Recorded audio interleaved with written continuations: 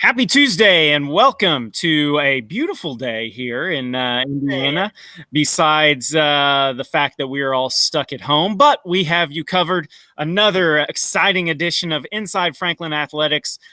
We have for you today fantastic guests, a legend in Franklin Community High School, Franklin College. We have a 1994 graduate of Franklin Community High School, football's all-time leading passer with over 45,000 passing yards. He threw 127 touchdowns, just 2 interceptions.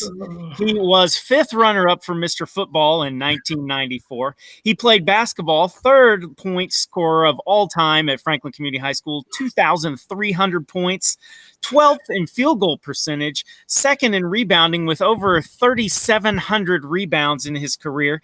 He played baseball for Franklin Community High School for 3 years, where he led the team in strikeouts, fielding error percentage, thrown out, stealing, and hit by pitch. So at least he was taking it for the team there. He did run track for 1 year, where he was the school record holder in the 100, 200, 800, 3,200 shot put, and is 2nd in the long jump. He played college football at Franklin College, where he graduated in 1999. He scored 16 3-pointers in one intramural basketball game at Franklin College. He also ran track, where he still holds the record in pole vaulting. We have with us the legendary Benji Betts. Wow, that's some of those stats may be a little inflated. Really? Maybe more than just a little, especially those baseball and basketball ones. I like to pride myself on my research, but if you say so, you lived it. So. The 2 interceptions, though, I can confirm those were tipped balls. Sure, absolutely. Benji, thank you for joining us. How is quarantine 2020 treating you? Oh, man. You are, I guess, give some people some background on what your job is right now. And okay. I am a principal at Whiteland Community High School in Johnson County, and we'll let it slide for this podcast. Hey, I appreciate it, man. So working in a building, over 100 staff members that are certified teachers, 150 plus just staff members in general, and 2,000 kids. It has been probably the busiest 3 weeks of my life as an administrator. But I tell you what, I'm proud of our kids. I'm proud of our school, and I'm proud of our community up there, and wouldn't ask for anything else. Amazing things going on, and we're trying to do things and reimagine things that we're doing for kids on the fly, as we all are. And just can't thank all of them up there if they're tuning into this, which I'm not sure if they will or not. But if they do, hopefully they hear how much I'm proud and how much I appreciate all the hard work they're putting in and everything they're doing to do what's best for kids in our community in Whiteland. That's awesome. So how are you handling it? How is your wife handling it? How are your kids handling you being home all the time? It's probably not fun being the kid of a high school principal during this time, and of my wife, also a Franklin High School graduate, top 5 in her class. I won't tell you where I finished in my class. It was not the top 5. That's why we didn't talk about it on this introduction. But she was a great student. She has a very difficult job that she works in insurance with Anthem Insurance, and she and I both have probably worked so much lately that it's our kids may have gotten a little bit of free pass here and there because we're doing what we can to keep our jobs in line. But the kids are doing great with it. The school corporation in Franklin has done a good job setting everybody up, and our kids have jumped right in and done the things they need to do, and probably hate us being on their tails so much. Apologize in advance. The Great Dane's talking to everybody on the podcast as well. Got to get in a little bit while I can. All right. So we're done talking about this virus, where we want to talk about what we're all here for and what everyone's here to hear about. And that is you and your athletic prowess. So I don't know about all that. We'll get some good stories about a lot of people. That's what we're going for. So you started, what sports did you play growing up, and kind of how did you get involved in playing sports? Yeah. I think as a kid in Franklin, when I was growing up, everybody played Little League baseball. Everybody played basketball at the Boys and Girls Club. Everybody was playing, put into football. I wanted to play football. I think it was first grade maybe, and talking my mom and dad into letting me go down and play football. And then after 1 year, saying I didn't want to do anymore, my mom getting so mad at me and making me go play again. Just the community atmosphere of it all and playing baseball in the Little League fields and the football fields where they were, and all of that was just such a cool thing. And it just continued all the way through my time in school as well. Once you got with buddies and you were with those kids that played all the other sports with you in school, you just kept going and built those relationships with friends growing up and continued on in middle school or elementary school, really, with the basketball we used to do there, and then middle school and high school, and it was just phenomenal time, and I would never trade it for the world. Yeah, was kind of did you play any other sports besides like the basketball, baseball, and football growing up, or were those kind of soccer really didn't start taking off until a little bit?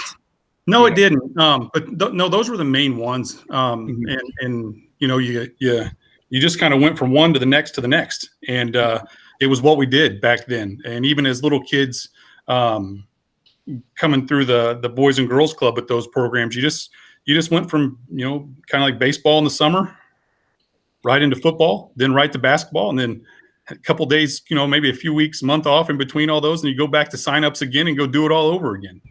Yeah. Did you ever win a Little League championship in any of I'm not going to brag too much about the Reds T-ball prowess that we had. But we did. One of my favorite memories in Little League, and I've got a good Bantam League story too for that. We won a Bantam League title with a guy named Fred Anderson, a local legendary Bantam League coach for those people that are my age, and we won a Little League Bantam title in football with some really fun kids and a great coach that really made me fall in love with the game of football. But we had a baseball team I was involved with. I remember we didn't win one single game in the regular season, not one. And we ended up winning the tournament somehow and got a big trophy at the tournament, not winning a game at all season long, and somehow pull off like 4 wins in the tournament. I don't think anybody saw it, let alone us. That's like Bad News Bears or Major League right there. That's I can fantastic. tell you, Chaz, we were probably worse than the Bad News Bears. I don't know what happened. Maybe everybody underestimated us. Now, you guys were like the original nobody believes in us team. That's what your coach did. He just got you. Nobody believes in us, and you're probably all sitting there like, yeah, I don't either. There's no way. We didn't either. Timmy here doesn't even have which place to run to. We were excited for the pizza at the end of the season and the trophy, probably. Probably still in my mom's attic somewhere. So how have you, as growing up and then getting into schools and education and everything, how have you seen it change just in going, because it's kind of, you said, you'd go from football to basketball, and probably when you started basketball, you really probably hadn't touched a basketball or played necessarily a game since maybe over the summer when you were just messing around with your friends. So how have you seen that change? Yeah, I think, for me growing up, it was kind of that process, even though we may be in football season, living in it. We lived in middle school, and part of my high school years, we lived up in the North End here in Franklin, and there's the park up there. And so we would ride our bikes to the park even during football season, and we would go play basketball and pickup. We played pickup basketball as long as your fingers were not numb from the cold. You played until mom and dad told you had to come home. And even during football and baseball and track seasons, we probably still did that. I'm not going to say we didn't sneak into gyms and schools and do that until we got kicked out, because we did. Because it was always, oh yeah, you're right, Jack. Anytime you can get a group of buddies together and go shoot some hoops, it was a phenomenal time. But when you look at what we have today, and I've seen lots of kids this way, there's so much more specialization. So many kids don't do the 3 sports and do that. And I'm not sure which one's better or which one's worse. You read stuff, and I've read some books on this as well, that the kids that get those experiences in multiple sports tend to be the better athletes. But I don't know if that's true or not. It's, I'm sure there are some phenomenal kids that do one, and some that just, are phenomenal that do all of them as well. Yeah, it's kind of interesting just to see how much it's changed and how the sports and the specialization has come around to that. But okay, so you went to what elementary school did you go to? Northwood Owls. We got the fight song memorized still and everything, man. You can't forget it. What's the fight song? Oh, you're going to do that to me, aren't you? No, okay. I'll do it, man. You ready? Let's hear it. We are from Northwood. Northwood are we. We never lose our pepability. Rah, rah, rah. We do our best to pass the test. We are the Northwood Owls. OWLS. OWLS. Go Owls. Pepability. Pepability. It's in there. You can find it. Oh man, that's fantastic. Okay, so you're there, and then you go to middle school, Custer Baker, Yep. and probably start getting a little bit more serious into the athletics and football and everything like that. Just talk about your middle school time and how'd you become the quarterback? Oh, that's who knows. I think growing up as a kid, I wanted to be Joe Montana. I held on to that dream for quite a while. Always loved the guy growing up, but going to middle school, I don't know. You just played sports. It's what we did. I didn't know if I wanted to play football or basketball. I knew I liked football. I wasn't the biggest kid in middle school. I was pretty small until about 8th grade year, and I grew about 8 inches in my 8th grade year. I went from 5'4" to 6 foot during that year. Bet your parents loved that. What's that? Bet your parents loved that. I know. I think they absolutely hated every minute of it because I whined because of how bad my body hurt. But trying to figure out that's a weird time for a kid. If you grow that much, your body doesn't work like you expect it to. And I was always like a B team marginal type of kid. And then after that 8th grade year, maybe my 7th grade year, was the first year they started doing like a summer school weights and conditioning program with Steve Foster did that for us in middle school back then. And I think I got to be one of the first kids that got to do that and dove into it. I had no clue what I was doing, but figured, hey, maybe it's a way to get stronger because I was started high school at 6'1" and 135 pounds. Not your typical ideal athlete. That's a runner's build right there. And I was not that either at that point in time.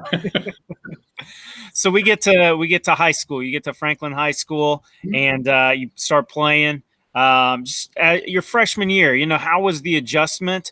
If because you graduated in '94, so you would have been there, like especially with basketball and football programs that they would have had the Matt Pinnock. They would have had Richard Jordan, legendary Bill Doty. Would have been there. So guys like that, and there was a pretty big. Was there anyone in particular who kind of helped you along the way, or there were tons of people. I mean, I remember coming in and being terrified. Because I was a lanky, skinny freshman, not knowing what in the world was going on, and hoping I could be a part of some of these football, some of these athletic programs, and the great thing I loved about my experience in high school with athletics is there were always older kids who gravitated towards us younger kids and helped us understand what it meant to be a part of Franklin athletics. They always said, hey, here's what's going on. Here's what's happening. Here's how we do things. And not only in their words, but also by example. I remember, that freshman year of football, that first sport you get into in the school year, I don't think we won a game my freshman year. There were only about 13 of us. We were not very good. But we saw these older kids who were having success and, winning football games. And you finally got to dress when it got to sectional time, you got to dress with the varsity team. And I'll never forget the very first snap I ever took in practice as a freshman quarterback. I take the snap, and a guy named Joe Brockman playing nose tackle. Brothers Fred Brockman, a couple of years younger, was a great tight end at Franklin High School and basketball player. Take the snap, and I don't even know if I took one step to turn around before he was on me and going, "Hey, Betsy, how you like being with the varsity team?" And again, I'm a skinny guy, and Joe's a probably 225, 240, 250. I don't know what he was. To me, he was the biggest man I'd ever seen in my life. And I'm on the ground going, "Hey, Joe, thanks, man." I don't know what to say because I'm just getting pummeled. And my body's broken. yeah, like I can't breathe. I don't know if my ribs are still intact. But then he pops up, grabs me, says, "Hey, you're going to be all right, kid. Get back in there." And I learned how to get out from center a lot quicker after that one play. and then you move into basketball season, and those were times when we were winning sectionals, and just watching the older guys play and going to open gyms in summer, and seeing guys like Rich Jordan. When I was a middle school kid, my mom is a teaching assistant and still works in the school corporation, and some of those guys would that my mom helped would come by the house or would see us. And I remember guys like Sean Packer. I don't know if that name is familiar to you. Rich Jordan, Mike McDuffie. McDuffie, that was I was trying to talk. I was asking Dodie. I remember him. Yeah.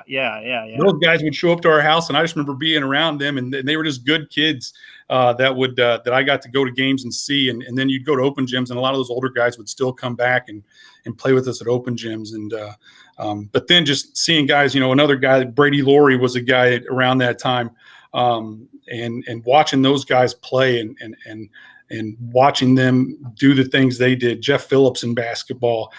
Gosh, I know I'm probably forgetting so many names, but those are the guys that I remember, and some guys that I had to go against in basketball that then also helped me and you learn from. And then went on to baseball and just loved baseball practice. I probably don't remember everybody in baseball because I think I just went because I liked practice. Baseball's the most fun practice, man. Go shag some fly balls, take some infield, do some BP situation stuff. Stand there a little bit. It's fine. Yeah. Oh my gosh. It's the best practice ever. So as you went along, then was that something that, you were able to see, hey, I remember seeing these guys as I watched it. And then, so was that able to kind of help you when you were an athlete, when you were a junior and senior, to help the younger kids, and also to kind of remember like 7th and 8th graders sitting there watching you and just saying hi and giving them a 5 or anything like that? That's something you remembered? One of the coolest things I think ever about being a high school and even a college athlete was after those games, at the old Franklin High School, the middle school now, when you'd walk out of those gates back to the locker room, kids would run down there and want to high five you. It was so strange to me as a high school athlete, but then I started to remember I did the same thing when I was a kid. Mom and Dad would let me go down at the end of the game to go run by that spot, and I was like, hey, it's kind of awesome to see this now, and you get to high five a kid and hopefully do that and let them know how much fun it is to do these things, and hopefully show them that you want to see them there eventually. I mean, when I was a kid in middle school, all I wanted to do was play for Roger Dodson, who was the football coach at that time. And when I finally got the opportunity to do that, it was almost like you don't know what to do when you're actually doing it. You're trying to figure it out. You're like, hey, that's the guy I've always wanted to play for, and love doing it. And hopefully was able to let other kids know as I went through that, we always high-fived, and we always worked at that point in time when we were in high school. We always worked summer camps with little kids for football and basketball and baseball too. And I don't know if they still do that or not, but we had so much fun working with those little kids as athletes too. Yeah. Did you have some, Chaz? No. Oh. So you're in high school. Mm-hmm. You've started your freshman year now. When did you start on football? When did you kind of take over the reins? So that I was not a very smart kid. I decided to play quarterback and strong safety. And here's someone else who was kind of formative for me is there was a guy named Jeremy Wetstein who was ahead of me. Jeremy was an all-state football player. So I got to watch quite a bit of him playing. Was he both positions? He was the same position as me on both sides of the field. Beautiful. Yeah, exactly, Chaz. Terrible choice on my part.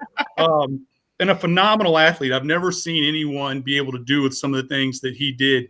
And so I had to ride my time and wait for my spots. Now, the funny thing is we had a kid that was playing tight end named Chris Williams. He got hurt my junior year, and Dodson, I remember coming to me going, Betts, we need you to play tight end. And I was like, oh my God, I have no idea what I'm doing. And it ended up, I played one game, I think. And so here's some stats for you, Powers. Oh yeah, need to write them down. Wetstein is the quarterback. I think the very first play they called for me, we were playing, I believe it was it Brebeuf? Maybe Brebeuf. I don't remember the team, but they called a play. It was a pass play to me. And I run, and I don't get my head turned around. All I remember is the ball coming by, and I could hear it, and it barely missed me. And I was like, okay, I got to get my head around quicker. And 2 catches, 2 touchdowns that game. And I probably all Wetstein puts it up there for me to go get, and I got lucky. And that was my first ever starting experience, not even at quarterback. It was at tight end my junior year, and then I got to take over my senior year. The great thing about that junior, I played half JV and I'd play some varsity here and there. We went undefeated as a JV team, which was probably one of the most fun years I think I had ever had with a group of guys that were some of the juniors, that was sophomore year. Sophomore year was when we went undefeated. Sorry, because I forgot a couple of guys, Brad Stafford and some of those guys were playing with us there. And we went undefeated, and then that junior year getting to play a little bit of both and getting in there some, but finally got to take over my senior year and play both positions. Did you catch any other passes besides those 2? None on purpose. Whether it was a batted ball back or on defense, I got to get a couple interceptions here and there. And but those were the only 2 that were ever intended for me. Well, 3 that were intended for me. One that almost took my head off. Yeah. So you're playing basketball, or football and basketball. So how's basketball going at this time too? Basketball's good. I'm not a great basketball player. I remember Coach Hall gave me the nickname of Hacksaw. I was given 5 fouls and I was to use them. Yes. that walk out like this. No, I should have. So I was a defensive guy. I was to pass the ball, probably told not to shoot if I remember.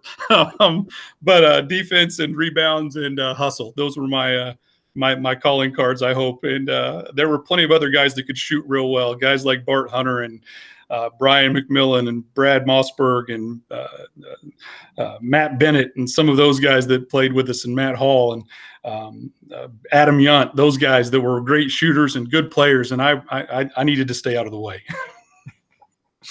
So you now did they win sectionals when you were there in basketball? This is a tough one, Powers. Not bad. It's all right.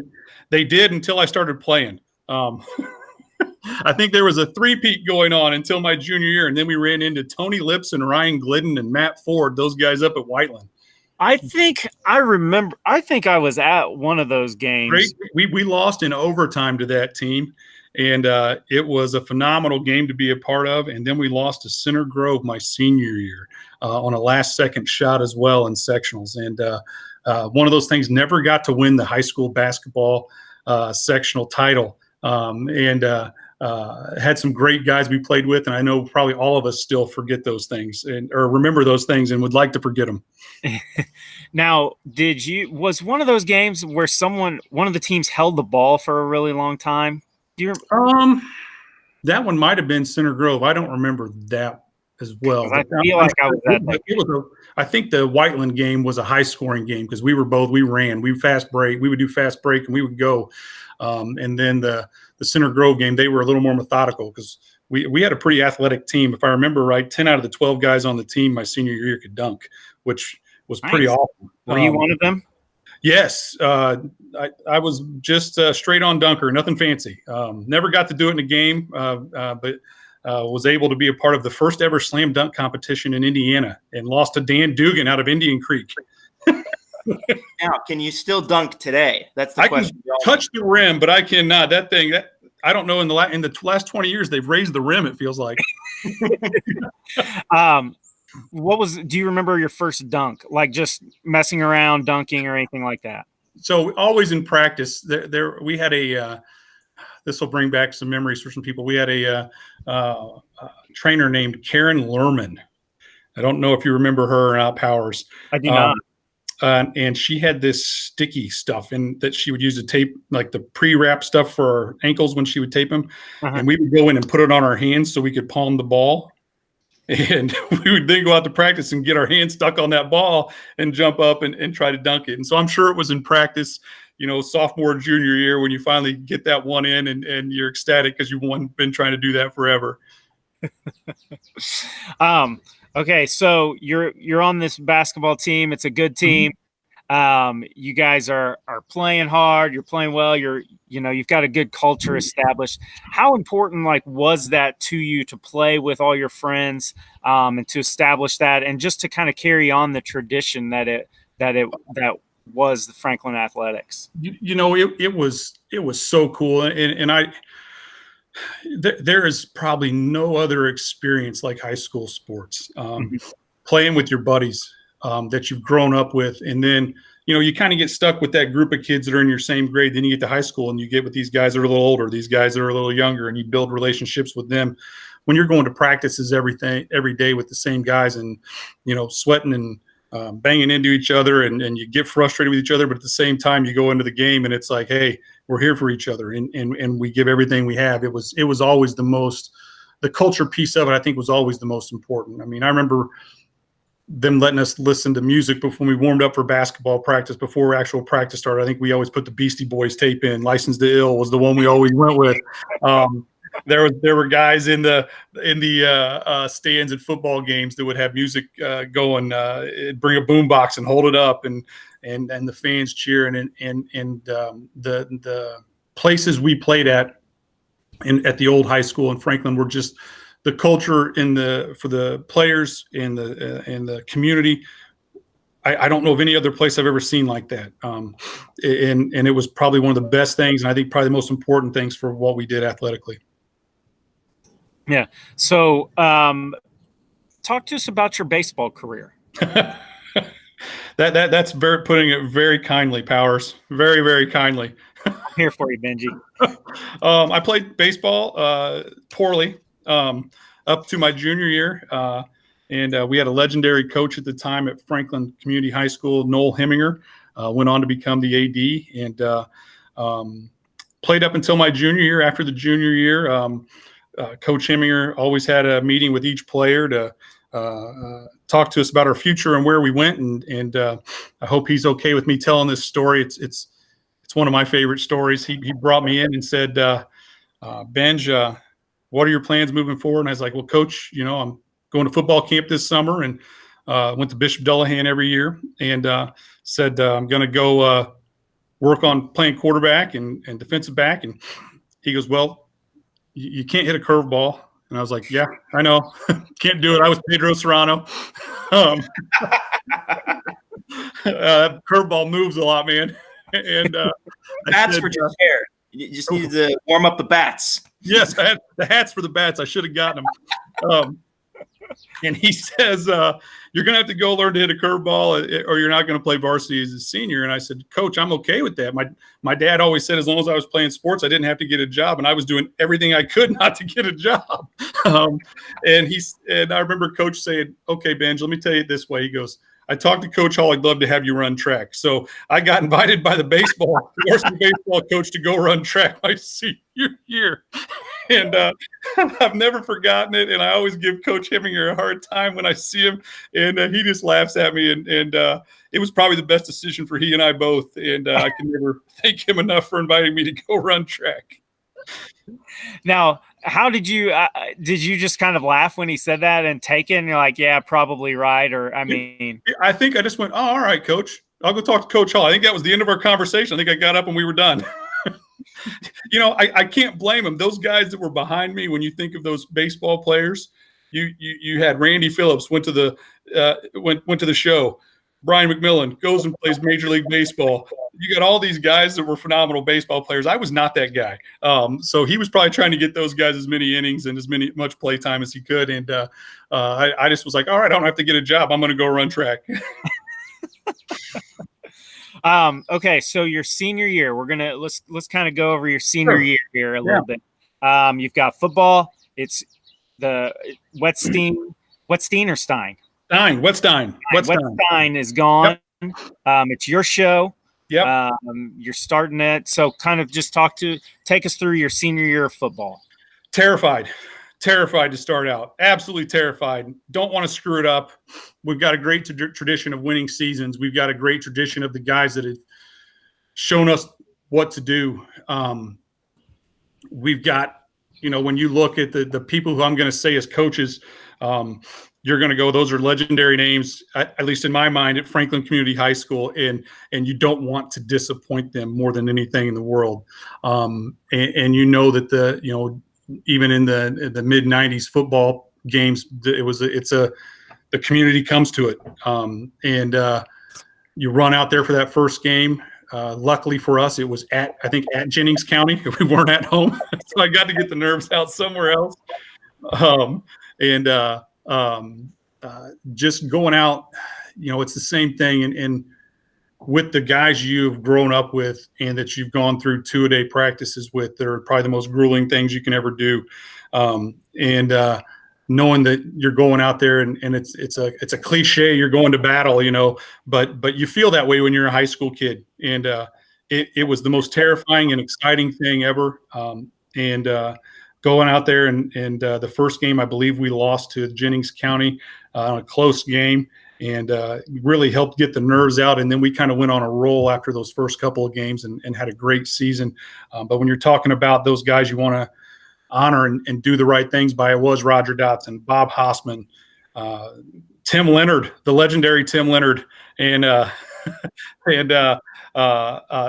one of my all-time biggest mentors, Brett Bardwell. That guy, talking about him, I might get a little emotional. I still love the guy to death, and we haven't spoken to each other in a long time, but meant the world to me. He made me, I feel like, be the athlete and the quarterback that I was, and let me do the things that probably I did best that I didn't know I did well, until later on, and he told me probably. So that's a long answer for a really easy question, Powers. No, that's good. I mean, as an athlete, when you've got a coach like Bardwell and those other guys who you talked about, who you believe in and they believe in you, and they kind of let you do what you like to do, how you like to do it, and that position is yours. How does that free you up as an athlete, and really just as a person? Is that something as an educator that you've tried to incorporate? There's a huge component of the relationship piece to that, I think, and you build that with, especially when you have great guys like those coaches I said. That was the biggest thing they did with all of us. They built a culture and a relationship with us, and as a kid, I didn't want to disappoint them. I would have run through walls for them, and went back and became a coach at Franklin when I taught in Franklin as well. And just to kind of think of that mindset, here I am a peer to Bob Hossman at this point in time, and I'll never forget. He goes, "Betts, go set up this drill for me." And I ran. Here I am. I am a teacher. I am a coach. I am a grown man. And I take off running, and I grab these pads, and I set them all up, and he comes walking over with that Bob Hossman walk. I mean, it's a very distinct walk. And he looks at me and just kind of puts his arm around me. He goes, "Betts, we work together now. You don't have to set up my drills." And I was like, gosh, dang it. I was like, if you ask me, I'm going to go run and do it. And so, knowing that relationship piece, how big it is and how much it means, I have tried my best to do the same thing in my education career, not only as a teacher and a coach, but as an administrator as well. And I think no matter where or what I'm doing, I hope that's always the number one thing, because it goes back. One of my favorite quotes is, "No one's ever going to care how much you know until they know how much you care." And I try to keep that at the forefront of my mind. Not that I know a lot, but hopefully we'll be able to build that relationship that everybody knows that we care, and we're going to work together to get to a common goal. And I think that was huge in all the coaches I've had in my athletic careers. I always eventually knew how much they cared. Yeah. And so your football season, senior football season, Yep. how did that go as far as the whole season, kind of an overview of the season? It was phenomenal. I'm trying to remember 7-3, 6-4, something like that. So winning season, started out, being the first time taking on a quarterback role and doing all those things. It was a learning process. Probably started off slow, and then it became better. It just got better and better and better. And we started off, hovering around that 500 mark, and then really came on toward the end of the season when we finally got a lot of guys. We had a lot of guys playing for the first time, a lot of guys that hadn't played because that senior class ahead of us was really good. And seeing the growth of all of us and seeing where we went, we got to a point we hadn't beaten Greenwood. They were kind of the powerhouse team in the county for the longest time in the late 80s, mid 80s, early 90s. And our last game of the season was that rivalry game with Greenwood. And a couple of quick stories on that one, just that have always stuck out in my mind. We're sitting there before the game. We're nervous. We hadn't beaten this team in 8 or 9 years. And I remember Coach Dodson, a guy who was always calm, cool, collected. I mean, just even keel. And he comes in, and we all remember he the bottom lip quivering. And we're like, it got dead silent in that room. And he knocks over this Gatorade thing that had green Gatorade in it. He goes, yeah, obviously Greenwood's green and gold. And he goes, no one drinks the green Gatorade. We're not letting them get into our heads. Something similar to that. And we're all like, heck yes, let's go. No one drinks the green Gatorade. And we go out, and I mean, we're on fire. And it's one of those things I'll never forget, because here's a guy who was always even keeled, and he, don't you dare drink that green Gatorade, and knocks the whole thing over. It's everywhere. And we go out, and probably 4 or 5 of us slipped in the Gatorade and then went out and played. And but just how inspirational some of those talks and things like that we still remember. And we go out for that game. It's a back and forth game the whole way, and end up with a drive at the end of the game to where we got close to field goal range. We had a kicker named Kyle Jarman, guy that great kicker for us. I think we set him up for like a 50-yarder, 51-yarder, and he misses it. I'm not kidding you, like left by a couple inches. And so it's still tied. We come back, we get the ball in like the 15, 20, drive down some big passes to Dustin Petticord, Randy Phillips, and a game-winning pass. I can still remember the play. I believe it was a 98 flood, if you can imagine that. We overloading one side and flowing left, hitting Mike Seaver, Dr. Mike Seaver, by the way. Dr. Mike Seaver now in the end zone for the game-winning touchdown. I remember getting hit and laying on the ground and the arms going up because I saw Seaver catch it. And getting that win for the first time against a rival like that in so long is a memory that I've never forgotten. I remember when the final play is done and running across the field. And I remember Coach Dotson grabbed me, and I've never been hugged and thrown harder in my entire life. And to finally, get that win over a heated rival like that was an amazing, amazing thing. Is that pass play, like when you think of high school football playing quarterback, is that the one that you can always instantly go back to, or is there some other ones that are like that? Oh, geez. Chaz, I could probably, those things are etched in my memory forever. My very, very first touchdown pass is the one that it was in. Remember, we used to have jamborees in Indiana. Oh, yeah. And we were playing a jamboree, and I think we were playing Zionsville, and it was my very first time getting to throw a pass with varsity guys. I think I was a sophomore. The play I was telling you about earlier, where Wetstein threw them to me, I threw the same play to Chris Williams, and he laughs about this still to this day. Sophomore, I fake that dive, pop up, throw it to the tight end right across there. And he catches it probably 15, 20 yards downfield, and I see he's gone. I start taking off. I'm running. I think I beat Chris to the end zone. I remember scoring, and Williams, I was like, yeah, Willie, we scored. He goes, Betsy, how'd you beat me to the end zone? And I was like, I don't know, but we scored. And he still laughs about this today and reminds me of it. So, it's things like that. And again, Chaz, it goes back to those memories, man. but I was fortunate to play with some phenomenal guys. I talked about Randy Phillips earlier. There's never been a smoother, more just all-around athlete than I've ever seen in my entire life. And we were best friends growing up from 4th grade all the way through high school. And I've also never played with anyone who told me he was open more in his entire life. And he'll laugh about that if he ever hears this. And just all those passes to guys like that, and plays like that. The one where we talked about that game against Greenwood, the one to Dustin Petticord, was a post across there to the middle. I got hit, and I don't know how the world the kid caught it. I got up, and I was like, all right, we got a 35, 40-yard gain. Thanks. Let's go. Next one. And you see those things in those plays. Those are the ones that run back in your memory that are so much fun. And you hope that every kid that played sports has those memories and those fun experiences as well. But those guys that I played with, those things are they're etched in your memory forever. And they're people that you'll never forget and you have a bond with forever.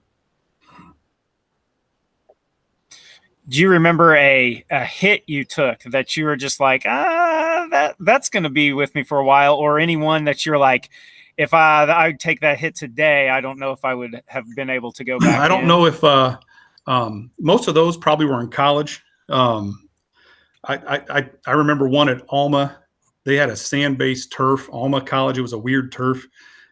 Got hit in the back, landed, and it hurt like I've never hurt. But you get up and I remember telling the guy, "Hey, good hit, man." And then getting back in the huddle and going, "Oh my God, I can't breathe. I can't breathe."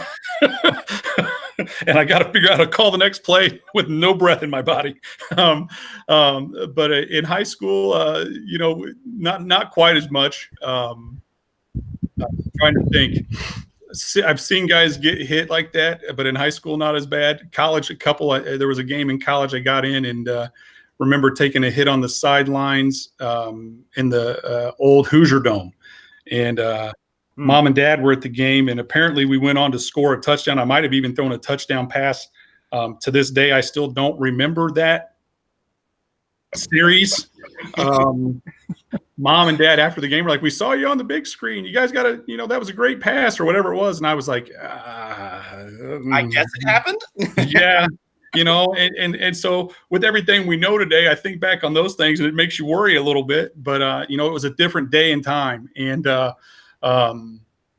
just those and another one, I think in college, I remember leading a kickoff and a guy, I don't know, he came out of nowhere. And the next thing I know, I was looking up going, how in the world did I end up on the ground? I don't know where he came from. Still to this day, he's probably out there sizing me up still to this day. Waiting in the bushes. Yeah. I kind of get a little antsy when I get in places I can't see around the corner looking for that guy. Okay, so we're starting your basketball your senior year. Walk us through that, and then at this point, I'm sure you're starting to think about colleges and everything. Is this when Franklin College came into play, or how did that come about? Yeah, playing basketball, it was an interesting thing after my senior year in football. I'd always wanted to go on and play college sports. Colleges start coming to school and want to talk to you. And I remember coaches coming and grabbing me out of class and saying, "Hey, this person's here to see you. This person's there." And trying to work through that process, but also Can you hear me? Wanting to still have fun and play sports in college in high school, and still got to play the basketball with my buddies. And we went through the basketball season, had a great time. I knew that wasn't my route. I knew I wasn't going to play college basketball. That was never going to be in my future. And trying to just figure out which college was the best for me. And I remember being recruited by Mike McClure and just thinking, hey, being in my hometown, looked at some other schools, some preferred walk-on type of things to some bigger schools and small college scholarship type offers, and just thought, Franklin College just when I went through all those things, it just seemed like the right place, and it ended up working out the right way for me at that point in time. And but enjoyed that high school basketball season and going through with my buddies, and wishing it would have worked out better and that Center Grove kid wouldn't have hit the final shot in sectionals, so we could have played in that regional down there at Columbus North, but it just didn't work out that way. But those basketball memories, playing in the old gym and doing those things there at Franklin Community High School, that's one of the coolest gyms to play in. And I remember the first time getting to run out when they dimmed the lights on the top, and hearing the crowd going crazy, and how packed that gym used to be was one of the coolest things to get to be a part of. And I think my senior year we got to play at Hinkle for just a regular season game, and getting to go to Hinkle and play at a place like that was just an awesome experience as well. Who'd you play at Hinkle? Oh, geez. I want to say it was Beech Grove. Okay. And by saying play, Chaz, remember that my playing time was about 4 or 5 down from the coach over on that sideline. So really I had to warm up a lot. But it was just a neat experience when you go there and you get to go into that building and see all the stuff going on that has happened there and all the history that's in there. And just a phenomenal experience. And I believe we won that game. We were fortunate enough to win a lot of games, I think, my senior year in basketball, and had a great time doing it. And just a phenomenal experience that I can never replace. I'd love to just be able to go in and play basketball at Hinkle again with all my buddies and feel like I was an 18-year-old kid again. So, I mean, you got the Butler hat on. Was that your college favorite sports team? I was always an IU guy. My grandmother was a house mom at a sorority down at IU for about 13 years. And so always been an IU guy. Butler hat is on. I got my master's degree from there in administration, and have always once I started going there and doing those things and seeing the campus, fell in love with that campus too. It's a phenomenal place. Yeah, it is. Enjoy it and enjoyed my time there as well. Mm-hmm. And that Hinkle is just it's such a cool building. And I don't know if you know, I played football at Franklin. Yeah. And we got to end up playing there a couple times, and the locker going under the field house into the locker, running out of the tunnel into the bowl that they have there. That place is just, it's so cool. It really is. I never got to play football there, but I've heard how cool that place is, and probably a little jealous of you. You got to play for Franklin College in some really cool times, and that playing for the legendary Coach Leonard over there, just a great guy. And but yeah, Butler, just a phenomenal place. Well, welcome back, Brian. Did you lose? Yeah, sorry about that. That was I didn't know if it was because I was outside and it started going or what it was. Chaz and I tried to cover for you. I noticed you left too, and I was like, all right, we're not going to say anything. But Chaz, since you let the cat out of the bag, welcome back, buddy. I'm not letting him off the hook. I can't let him off the hook. Okay, so I was hearing you start talking about Franklin and all that stuff, and then that's kind of when I lost it. So yeah, we did a little bit of basketball. Talked about Butler a little bit as well. Oh, sounds great. So your senior year, you're a track star now too, right? I had no clue what I was doing in track. I just remember Coach Hall going, "Why don't you try this?" And I would go try it, and it worked out. And then, "Why don't you try this?" And I would go try that, and I would go do it, and it seemed like it would work. I would always ask him, "Is that good?" And he'd go, "That's not bad. That's not bad." And and then he'd put me in it, and I'd go run in a meet, and it did. It ended up pretty well, going pretty well, and I had no clue what I was doing, but I got some great coaching from the legendary Coach Mike Hall, and then also Doug Drenth, another one of my all-time favorite people. And you learn so much from a couple guys like that they changed my life, and I actually had the opportunity to go back and coach with Coach Hall as well, and be the sprints and jumps coach at Franklin High School for 7 or 8 years as well. And one of my favorite things to do as a kid, I loved to get Coach Hall to laugh. It was always one of my favorite things, because I didn't know what I was doing in track. Let's go run and see what happens. Let's go jump and see what happens. Maybe it'll work out. And just him always putting up with me and some of my shenanigans were always a welcome thing, and hopefully never made him too upset. So what events did you end up finding your way into? Oh, Chaz, he had me do everything, man. Yeah. I ended up, I was, we hadn't won a sectional in track since the 70s. And we were kind of slated to win the sectional our senior year. And I was seated first in 4 events. I think it was the 100, 400, 4x1, and long jump. And I think that's right. Coach Hall will tell you, because he's still to this day, I have to come back and help out at events because I got strep throat the week before sectionals and track and didn't get to run. Oh. And he tells me all the time that I owe him 40 points. I think he's taking it year by year. I think I'm only getting 1 point back a year because he calls me every year to ask me to come help at events, and I tell him I have to because I still owe him. The awesome thing is we had such a good team and such young guys. We ended up still winning the sectionals that year. And I remember being at home and some of the guys coming to my house because I was cleared to go back and do stuff, but I had no strength. I got wiped out by that strep throat and didn't get a chance to do any of that and missed out on that experience, but still got a sectional title because everybody jumped in and took over some things, and we still won it. And I remember jumping up off that couch when they all walked in the door because, we didn't have cell phones back then or anything like that, and going, heck yes, I've never been more excited about something in my entire life, I don't think, than probably that sectional title. That was so much fun. And then I got to experience running in a regional in the 4x1. I got to go back and run in that. Still not doing great, but got to run a leg in that, and we missed it by 1,000th of a second to go on to state. But one of my best friends growing up, Brad Epperson, who I played football with and ran track with, he ended up winning the state by 1 inch in the discus that year, and it was cool to get to be a part of his journey through that and see him do that. And I think he actually got to be on the anniversary team for the Indiana State High School Athletic Association track and field honors they just did here not too long ago. He was on that all-time team.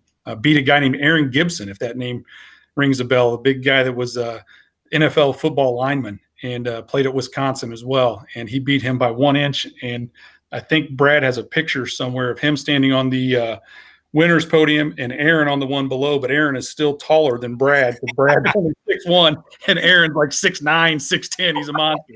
He's a big dude. So you obviously with that and with track and everything, that was a lot. And how did that kind of, when it came to an end, how did that ever hit you that it was, your time in high school sports was over? Yeah, it really did. I think, and this is probably for any kid that ever played high school sports, those last games of, especially for me in football, we lost to Greenfield Central, I think, and with the coldest game I've ever played in my entire life. My senior year up there in sectionals, I think second round. It's so emotional because it hits you, the finality of it. And for me, especially, it was that sport that I had loved so much and that I cared so much about. And knowing that we were done. I mean, I remember, I think Coach Dodson or Coach Hossman finally pulling me up off the ground in the locker room saying, hey, we got to go. Because I didn't want to leave. I didn't want it to be done. I couldn't imagine my life at that point in time, as an 18-year-old kid, without these coaches in my life and without these friends in my life and without these competitions that I got to be a part of that have become so much. Just that emotion, especially, I think it was especially big for me in football, that it was over. And even though I was hoping that I got to go on and keep playing, there's just such a special feeling to that high school sport that I can't even explain it unless you actually get to go through it.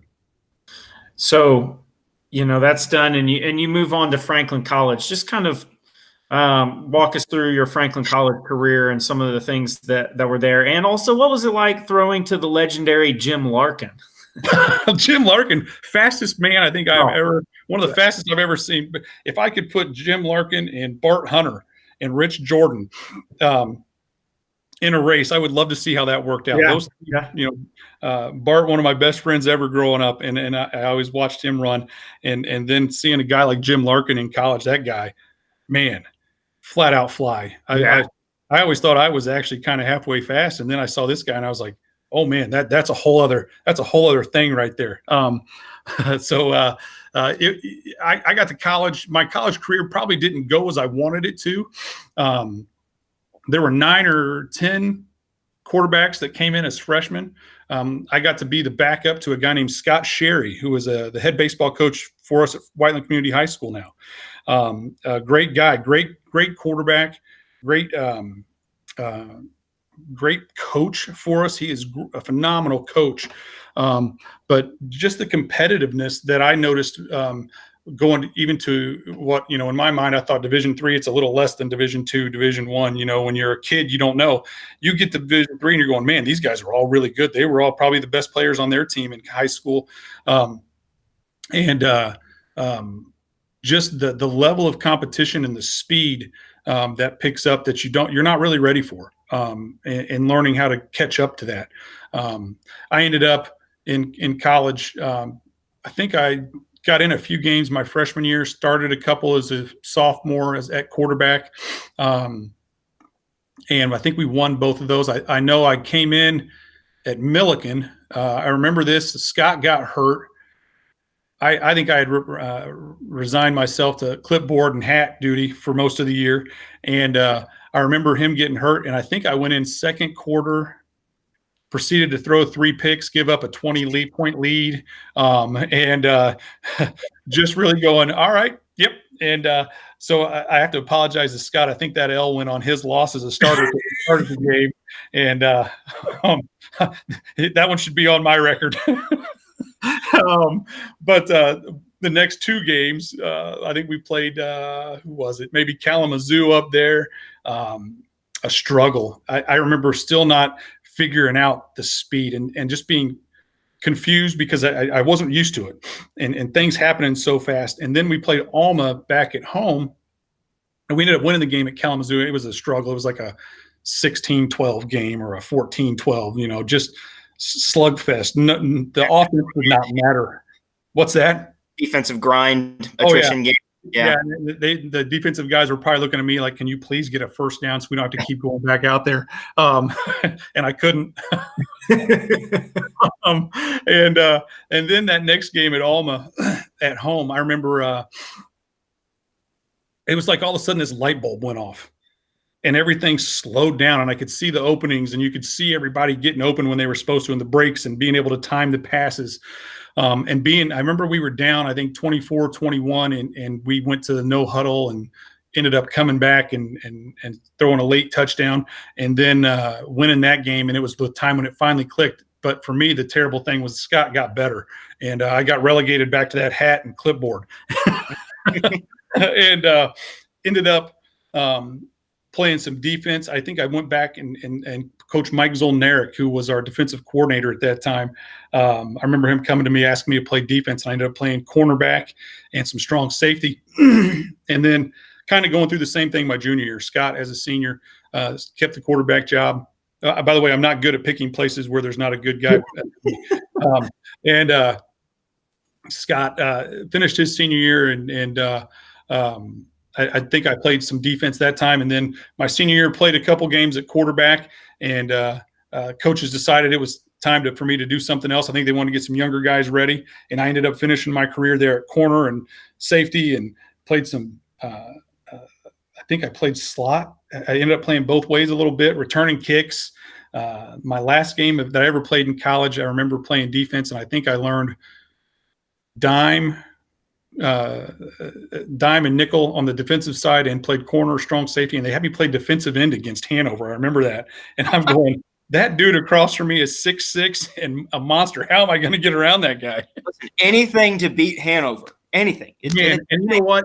It was one of the craziest games. We always played Hanover tight. And my 4 years in college, I remember the 2 years we played down there, it was sunny and warmer than it ever should have been. And the 2 times we played at Franklin, it rained and snowed. It snowed so hard the game in our senior year there that at one point I lined up in that nickel spot against, and their slot receiver was across from me, and we were 7 yards apart, maybe at max, and it was snowing so hard I couldn't see him. And I was like, please, I hope you run towards me so that I can find you. And just slugfest, though. They were always ranked really high and doing, kind of what Franklin was in the mid to late 2000s or 2000, and then still until Coach Leonard was there. That was kind of like what Hanover was for us in the 90s. And but it always ended up being a slugfest, always ended up being a fun game to be a part of, and just always enjoyed those games and the fun times we had playing there. So I'm going to bring up maybe a bad memory for you in that Franklin Hanover. I remember one game. I think it was 96. Okay. And they were ranked really high, had a really good quarterback. I think you guys scored late, got a field goal or something like that. And there was probably like a minute, 2 minutes left, and they drove. Do you remember that game? Yeah. So this was at Hanover, wasn't it? No, this was at Franklin. At Franklin. Okay. So that was the Franklin one. I was going to, that was the one we were going. And I'm trying to remember, Terry Peebles maybe was the quarterback. Was for Hanover? Yeah, had the visor. Yeah. He was a stud, wasn't he? He was. He was, and he drove them down and got us. And it's one of those things. We're sitting there thinking, we've got this, we got it taken care of. It's over, and drove them down and gets the win. And that seemed to be the typical piece for it. The one that got me the most, I think it was my junior year. I was playing corner, and I think it was the first play of the game. Quarterback, I forget what his name was at that point in time at Hanover, throws an out route, and I jump it. I've got nothing but green grass in front of me, and I put my hands up, and it somehow goes through my hands, hits me in the chest, and just falls to the ground, and I'm just devastated. I was like, we could have been up 7-0 momentum, and now I'm going, what the world do we do? But again, a slugfest again, where it was just back and forth, and just fun games to be in. Just they were so much fun to play a part of. I've got an exact memory like that. My senior year at Franklin, we were at Mount St. Joe. I played safety, and guy runs like a post route right in front of me, and one of my other guys was covering him. I think we were playing like man to man or whatever, and he throws the ball. It goes through the receiver's hands because I thought he was going to catch it, and I was getting ready to tackle him. And then he misses it completely, and it bounces off. Like, I think it either bounced off my face or it bounced off my chest. No worse feeling in the world, is there, Chaz? It's so awful. Because everybody's looking at you going, how come that guy can't catch? You're like, I really can. I promise you I can catch. I can do it. I swear. Give me another shot, coach. Oh, man. All right. So you graduated Franklin College, what we like to call the Harvard of the Midwest. Absolutely. You've got your choice of jobs. Just what happened after you graduated and kind of now and the path that you went. I was fortunate enough to get a teaching job actually my first teaching job was at Franklin Middle School, actually Custer Baker Middle School at the time, and ended up not even being a full-time teaching job. I think I taught half the day with, if you remember, Charlie Blair, Mr. Blair at the middle school. And then I was a teaching assistant the other half of the day. And I got hired late. It might have been a week before school started. I didn't know what I wanted to do. Still at that point in time, and I thought, all right, this is what my degree is. Let's give it a shot. And ended up two guys that have been, were integral in my teaching career, Jeff Miller and Rod Dorsey, said, hey, we want you to help us coach football. And they allowed me to coach football with them. And I think they pulled their stipend together to give me a little bit of money to knowing I was a young kid and got to do that. And so just kind of took off from there. I coached 1 year of middle school football. I still have the football in my office at work. It was the only undefeated team I ever was a part of, with some great kids. I think we went 8-0. And just some fun times, especially working with those two guys. I had both of those guys were my teachers, and when I was in middle school, and then I got to go back and coach and learn from them. And so from there, continued to teach middle school and for 7 or 8 years. But I transitioned into coaching at the high school level with a guy named Steve Foster hired me, and worked with Charles Hessman as the freshman football coach, and we had an absolute blast. I mean, just so much fun. And Foster stayed with us for 3 years, and then he moved on, and a guy named Dave Coudray came in. And Dave was one of those coaches that probably changed my outlook on coaching and teaching, and just how to be a good person. I miss that guy a lot. He teaches up in Beech Grove still. I don't think he coaches anymore.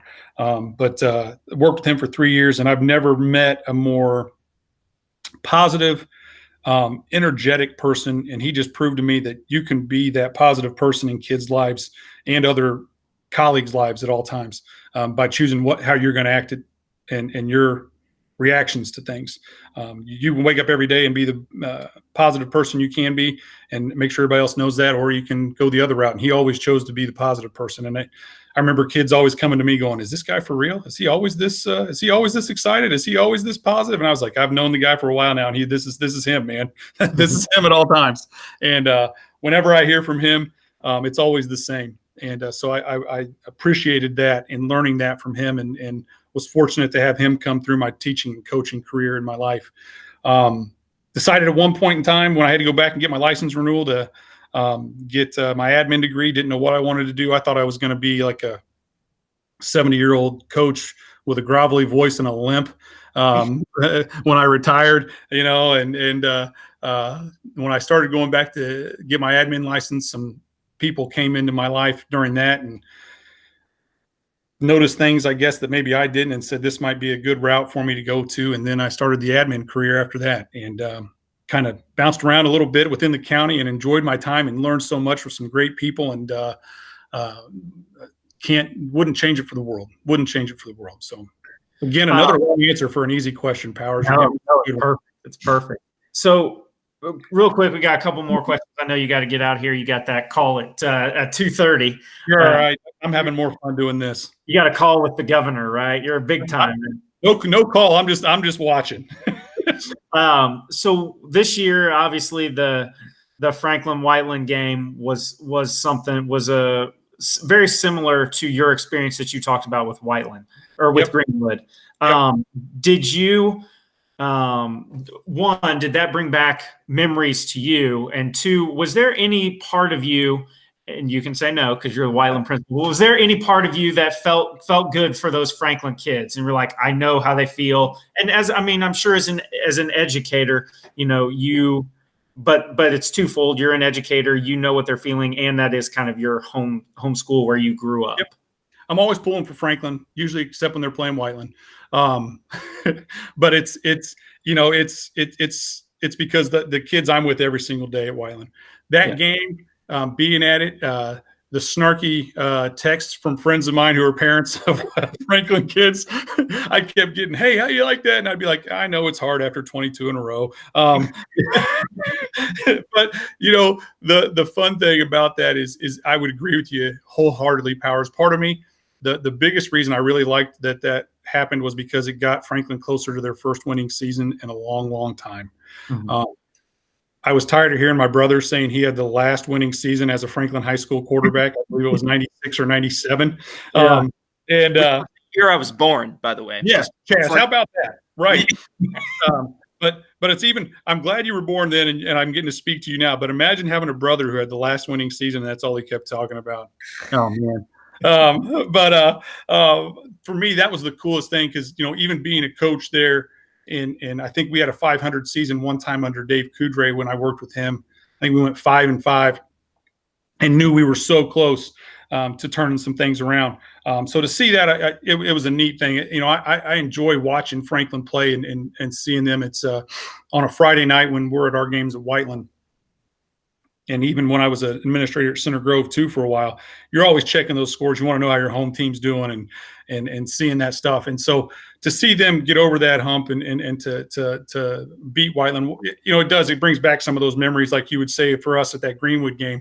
Now as the administrator at Whiteland, I felt heartbroken for our kids because I want us to win every single game. Yeah, I want us to win them all. I want us to win them all by 50, and I want us to go win a state championship. So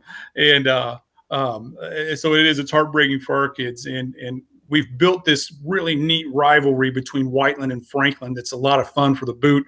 And it means a lot to the kids. It means a lot to the coaches. And that's an awesome thing to see and be a part of. And so I hope that tradition continues. And I just hope that Whiteland's up by 1 next year when that horn goes off. Now, I have a quick question about that. I still have not gotten a definitive answer of where this boot came from. I've heard that someone just found it and painted it, and that was really it, but I don't really know. That's a great question, Chaz. I don't know either. I think we need to get to the root of this because I think it started when I was probably coaching. My guess, Dave Coudray might know the answer to that. It might have started when Dave was here.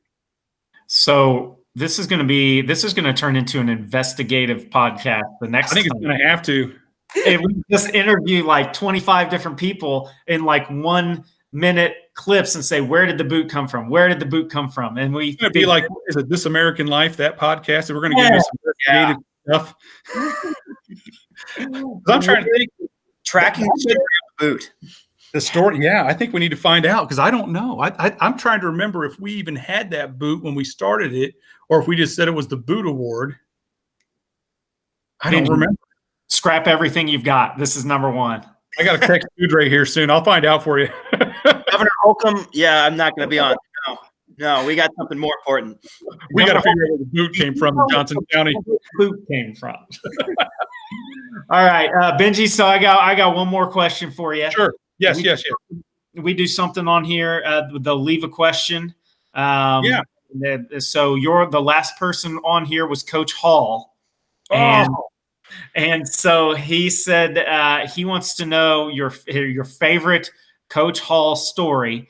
And then the person you have next, the person we've got next is on Monday. Was that it, Chaz? I believe so, yeah. Monday, and it's Ryan Firebend. Oh, Bender. So you need to leave a question for Ryan Firebend. You can leave it here, or you can email it to me. I gotta give you my favorite Coach Hall story. Gosh. Yeah.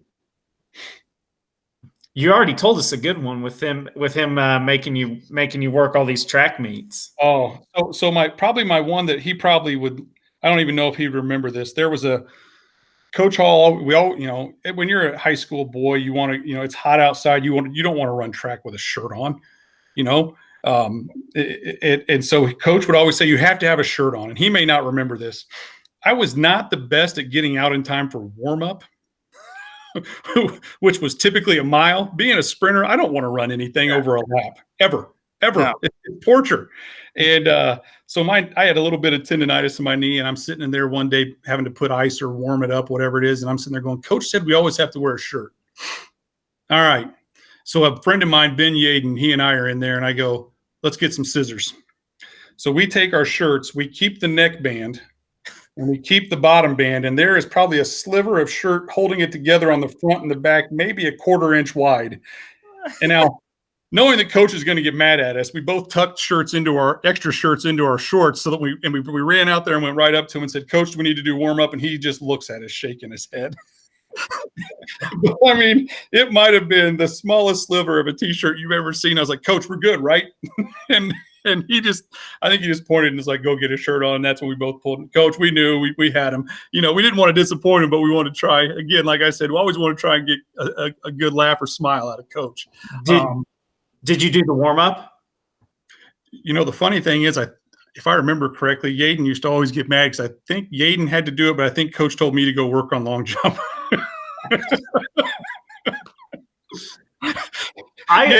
He would always come back and be like, why didn't you have to do warm up? I was like, man, you don't long jump. I think I just had to go work on long jump. I remember him because he always used to have those shirts. He would always. Yeah. Always. I don't know if he may not have a shirt with sleeves on it still to this day. There was, and even he did the whole cut off yep. I remember that. So that one other story about Coach Hall that I got to make sure I tell, and that was when I was coaching with him. A couple things, the other part of Coach Hall is he's never forgotten any stat in basketball, I don't think ever. And he knows more information about Indiana high school basketball than anyone I've ever known, which blows me away. When my brother and I coached with him in track, we always used to quiz him and try and stump him. But the story that I'd like to share about him more than anything, and I don't know if it's a story, it's more of just when we finished 3rd in the state in track as coaches with the distance group that we had. And I think we had Yeah, I figured you might remember that a little bit, Powers. Just the pride and the joy that man showed with those kids and how much effort they put in with them. When you think of coaches and how much kids mean to them, and to see the way he was with that group, and it just phenomenal. You hope that you're able to emulate some of those things. And I just remember how proud he was of that group and of the effort they put out and all the hard work they put in. I mean, you hope that you're able to do some of those things for kids when you do your educational career, as well as coaching and even in teaching and administration as well. Yeah, he's definitely been around a long time and has influenced a lot of people. So he's great guy. So I got to give you a question for Bender. Yeah, and if you want to, you can email it to me. I think the biggest question you should ask Firebend. I think for him, and I probably fall into this same category. What's it like going from being a player at Franklin to coaching kids from Franklin? What's that experience like for him? Okay. I'd love to hear his answer to that, because he went from being a pretty good baseball player playing at Indiana State to coming back and being the head coach of the program he went through. That's a pretty phenomenal feat, and I don't know how many of us have gotten a chance to do that. Yeah. All right, we will ask him that then. All right. And then I like to leave on a question myself. Sure. I'm a big movie guy. Yeah. And I think that you can tell a lot about a person by I noticed the posters in the back, my man. Yep. So if you had to pick about 3 to 5 of your favorite movies that might say a little bit about you or your upbringing or movies that you might be attached to or stuff like that, what do you think you would pick? My all-time favorite movie is Stand By Me. Okay. If you remember that one, River Phoenix, Will Wheaton. R.I.P. River Phoenix. Yeah, no kidding. I think is it Richard Dreyfuss is the narrator, and you got Jerry O'Connell in there, and Corey Feldman in there as well, and even a young Kiefer Sutherland. But the story about that, and I don't know, ever since I was a little kid, it's based off of a Stephen King novel, but you would never know that watching that movie. And I think it harkens you back to those times when you were young and you had this little group of friends that probably meant the world to you, and the experiences you go through. And that's always been my favorite movie. Now that I'm a dad, it's fun to share some of these other movies that I was, like Happy Gilmore and the Tommy Boys and some of those funny movies with my son. And he's like, what did we watch there? He watched Forrest Gump the other day for the first time. Not one of my favorite movies, but he watched it for the first time. I was like, this might be the best movie ever. And then I was like, do you remember Tommy Boy? Did we ever watch that? And then I show him that might be the greatest movie I've ever seen in my entire life. So I'm a huge comedy fan. But I think, saying that with Stand By Me, not the biggest comedy. There's some funny movies or funny moments in it, but that's my number one all time. I love how you're like, he watches Forrest Gump, this like super, this critically acclaimed movie, just stands. Yeah. He's like, the greatest movie ever. And you're just like, have I shown you Billy Madison? Right. There is a gentleman you need to be introduced to. His name is Adam Sandler. All right. Well, Benji, thank you so much for your time and this little trip down memory lane. Hopefully you don't have a couple hundred emails backed up in your inbox right now, but 90. It says 90 plus. I don't know what that means. So that's a lot. It's 91 or 910. So I don't know. Somewhere in between. But we thank you so much for your time, and hopefully this ends soon and we can all get back in the building starting next year. So gosh, that would be phenomenal. And I can't even thank you guys enough for letting me do this. I thought of memories that I hadn't thought of in a long time. And gosh, I wish I could go on and on about all the great people I got the chance to be with when I was there, and probably left a lot of names out and some buddies of mine. And I hope they all know how much they meant to me and how much this means that you guys even thought to have me on means the world. Awesome. Well, thank you so much, Benji. You're a great guy. Hopefully that doesn't pick up recording when I say that. But even though Holland. It's okay. Well, appreciate you both. And thank you for doing this. This is an awesome thing you're doing to help people know about what Franklin sports was all about, and hopefully continue a great tradition of excellence down there as well. It's really cool for me to meet a bunch of people that were there, that have been here before, because this is my first year here. So it's been awesome. A nice history course of Franklin athletics. So it's really awesome. If you ever want more names of people that would ever want to be on here, one of the guys I never didn't even get to say anything about, one of my really good friends, played Division I football at Illinois, Mike Krasnoy. Oh, yeah. That's a guy you should get with. He's probably got some great stories. He was my tight end my senior year, and he was a sophomore at that time, and just a great guy, probably phenomenal stories, and also went on some runs in basketball too. He'd be a great one to talk to. And, a lot of these guys, Brian McMillan, all-state football guy, some great people out there. So if you ever want names, I'd be more than happy to share more with you. Yes. So, all right. Well, we will be here on Monday with Ryan Firebend, asking him about coaching, and who knows what else we're going to get into with him. So good luck with Bender. For Chaz Hill, I am Brian Powers, and we will see you later.